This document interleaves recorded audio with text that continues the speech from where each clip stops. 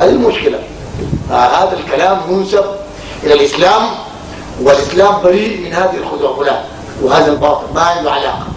فهذا في هي طلعت، ولو طلعت قلنا أنها تكون لشيطان، لأن ليس من جنس الكرامات التي جاءت بها الشريعة أن يخرج الإنسان يده، والكرامة في وصولها وفي تعريفها أن لا تختلف مع حكم من الأحكام الشرعية.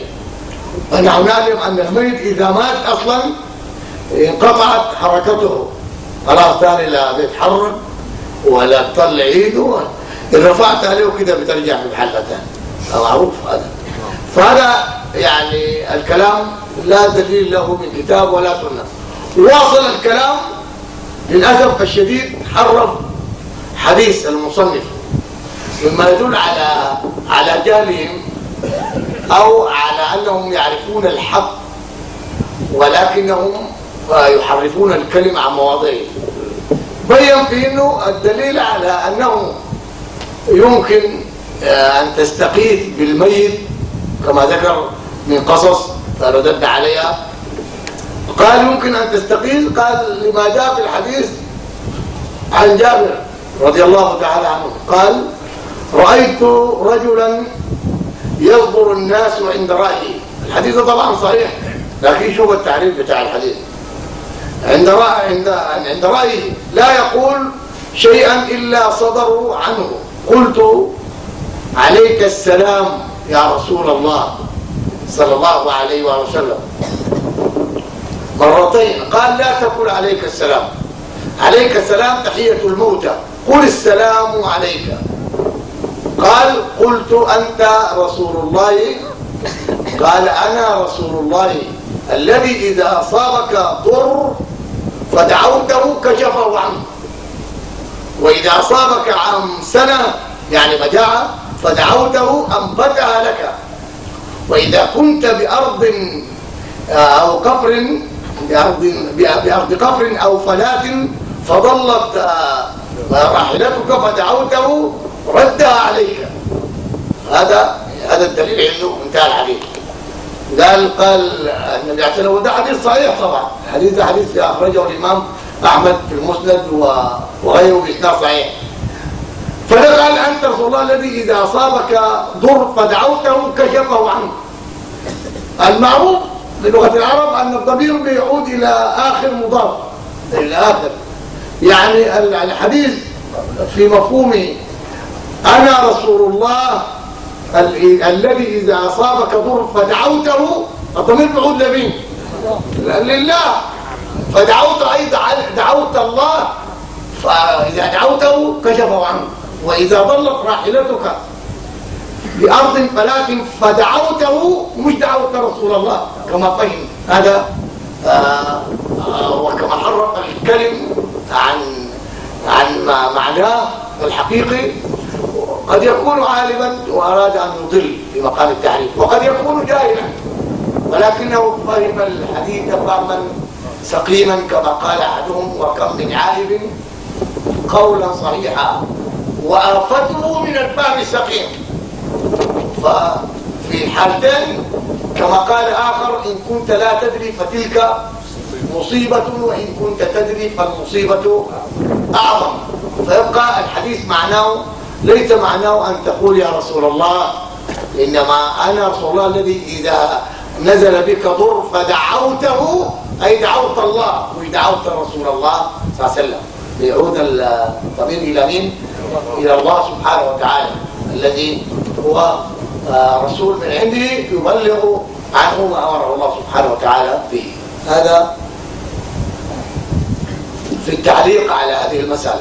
فنأتي لقضية أخرى في الكتاب، في نفس الكتاب في الصفحة رقم 36، في الصفحة رقم 36 بيقول الله اتكلم معه. وانا لما نقول ساكت الرحمن على عرش استوى، يقول ايه شبهت يا وهابية يا كفار، شبهت الله بالمخلوق، تقولوا استوى ولخبطه شديده ما نود ان نقف عندها.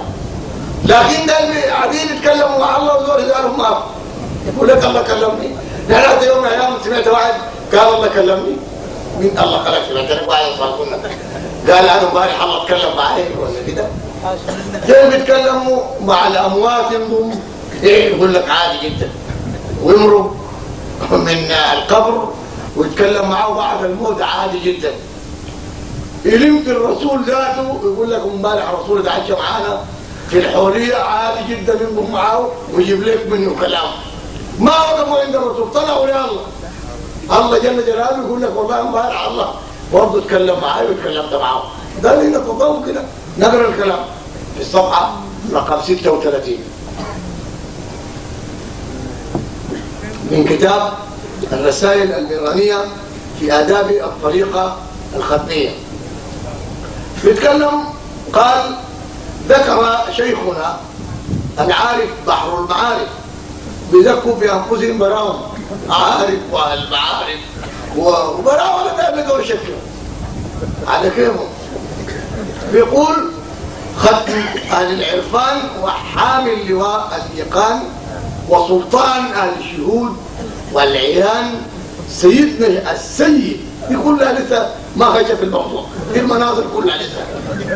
سيدنا السيد الشريف المكي المرغني السيد محمد عثمان أيده المنان. هذه المناظر لسه شغاله. إشارة بديعة لم يسبق بها فيما علمنا. دي كرامة بقى خاصة بالزول ده. أسمع الكرامة شوفوا كيف. قال: سمعنا لما قرأ هذه الآية في صلاة التراويح ونحن جماعة كثيرة خلفه في بلاد التاكة اللي في كسلة. ده كان بيصلي بهم. قال الآية دي، الآية قال: قرأ مولاهم هذا قال قرأ قوله تعالى: إن هذه التذكرة فمن شاء اتخذ إلى ربه سبيلا. دي الآية في سورة الدهر أو في سورة الإنسان.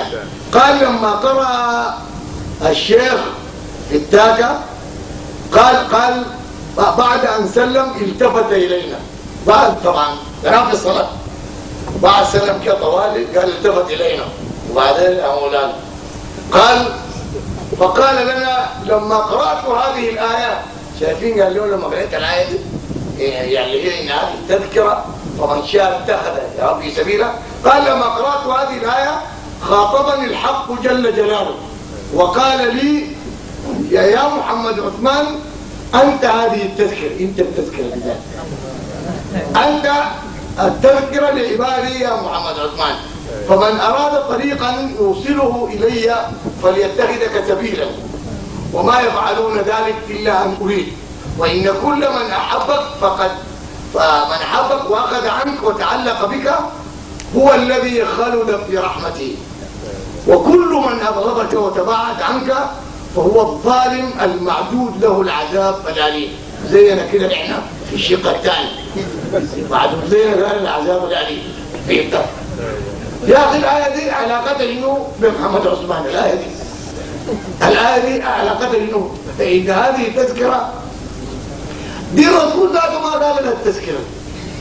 أبو الله عليه وسلم ذاته مع ذات قدره في التفسير إن هذه تذكرة يعني السورة، يعني سورة الإنسان، لأن السورة ابتدت: هل أتى على الإنسان حين من الدهر لم يكن شيئا مذكورا إنا خلقنا الإنسان من نطفة أمشاج نبتليه إلى آخر. بعد ذلك بعد أن تكلمت السورة عن أصحاب الجنة وما أعد الله لهم وعن أصحاب النار وما أعد الله لهم، في خاتمة السورة الله قال إن هذه تذكرة، يعني السورة دي يا ابن آدم تذكرة لك، أعمل حسابك عشان تكون من أصحاب الجنة. ده المقصود. لكن